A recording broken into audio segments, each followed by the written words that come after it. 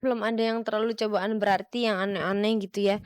Masih yang wajar-wajar aja mengenai waktu ketemuannya kapan, kalau sibuk, mengenai apa kadang-kadang cemburu-cemburu kecil, ya gitulah lucu-lucu nggak apa-apa, apa ya, daripada kalau hubungan flat-flat terus kan juga kan kayaknya gimana gitu. Aku lakukan sih nggak pernah ngebatasin apa nggak pernah.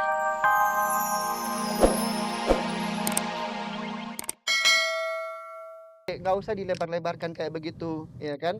Cukup dia tahu, cukup dia mengerti, udah dan dia ikhlas menjalankan sambil kita mencari keadilan di komisi yudisial.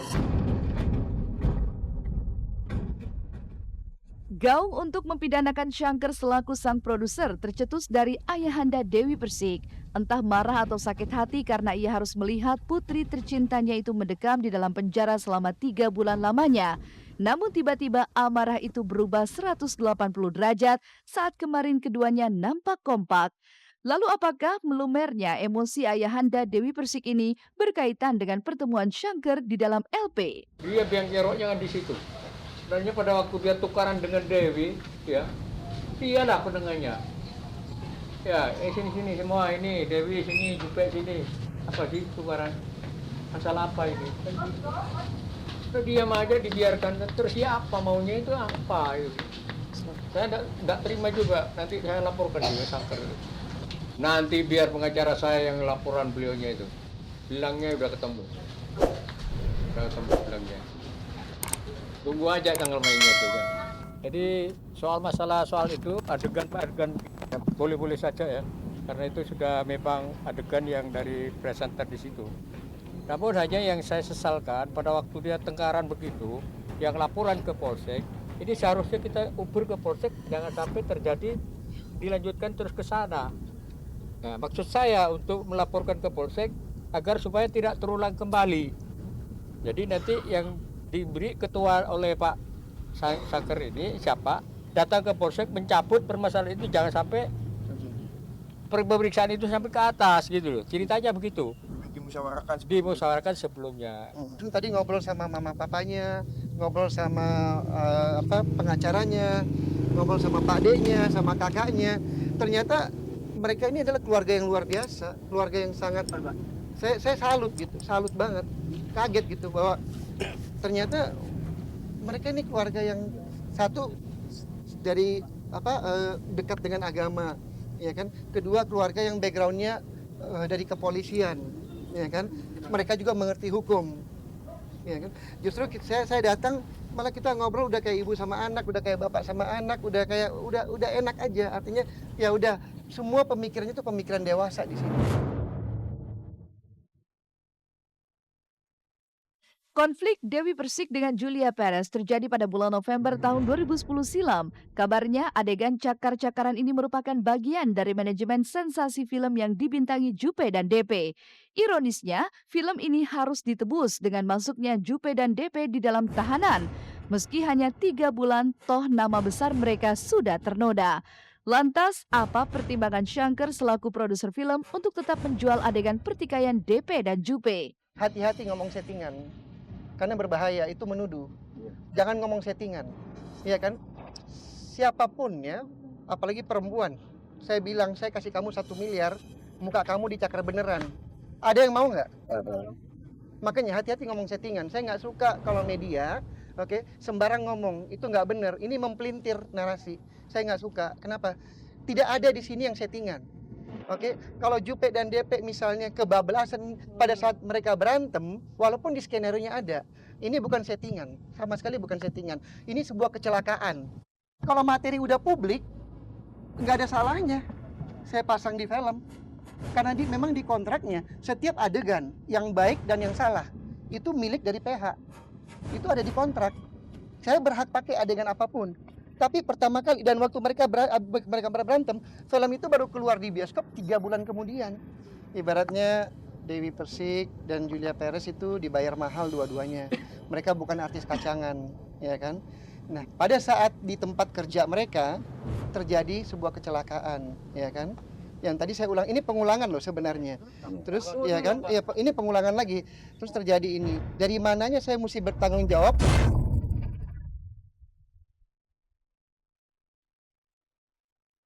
Di saat DP tengah mempertanggungjawabkan ulahnya, Jupe yang telah lebih dulu menjadi warga binaan menjadi tersudut. Bahkan banyak yang menduga jika masuknya DP ke rutan Pondok Bambu ada andil Jupe di dalamnya. Dan Jupe pun mencoba beritikat baik dengan niat untuk mengunjungi DP di dalam rutan.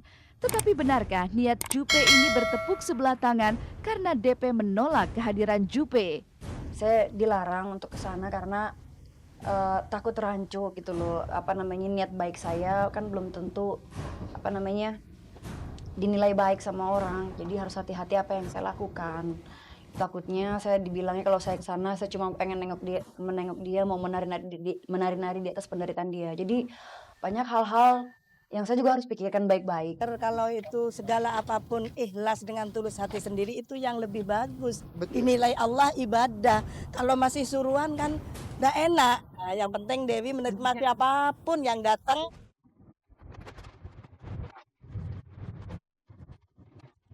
Belum terwujud niat baik Jupe untuk bertemu lawan abadinya, tiba-tiba saja Jupe dikabarkan mendapat sebuah serangan teror yang tidak hanya ditujukan pada dirinya, tapi juga pada semua keluarga besarnya.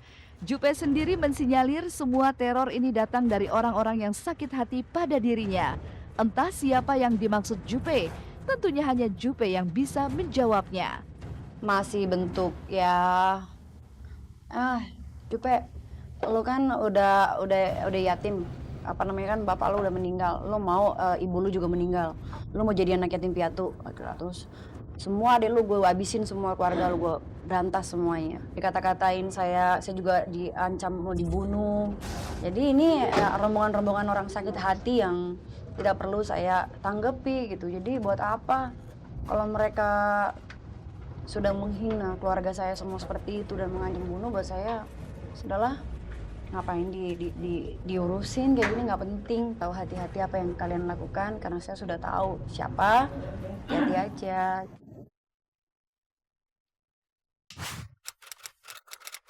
Saat kau tertidur, ku kan menjagamu. Sejak berkarir sehidup semati, pasangan Gading Martin dan Giselle Anastasia makin tak terpisahkan. Kemesraan terus mereka rangkai walau masa bulan madu telah berlalu. Namun siapa sangka jika kesibukan di dunia entertain membuat keduanya tak bisa selamanya berduaan. Seperti halnya kemarin, Giselle harus rela menjalani photo session tanpa didampingi Gading Martin.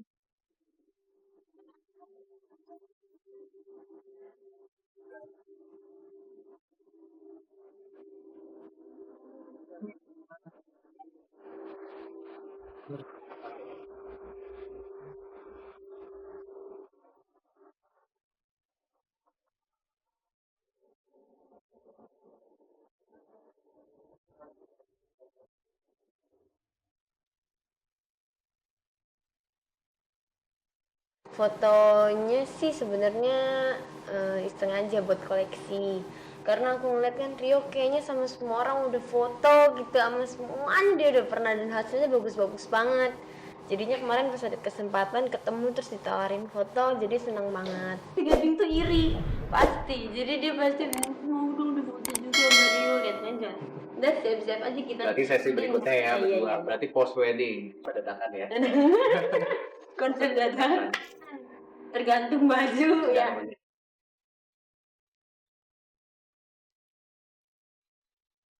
Alih-alih jarang bertemu dengan Gading, Giselle pun mulai dilanda konflik di dalam kehidupan rumah tangganya. Giselle tiba-tiba saja berubah menjadi sosok yang pencemburu. Lalu apa yang membuat Giselle mendadak menjadi posesif? Benarkah hal ini dipicu oleh kesibukan Gading Martin?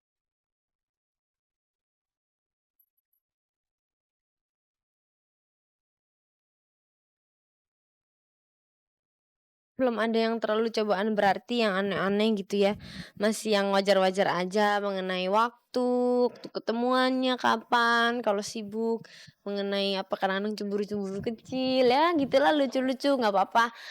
Apa ya, daripada kalau hubungan flat-flat terus kan juga kan kayaknya gimana gitu. Aku lakukan sih nggak pernah ngebatasin apa nggak pernah.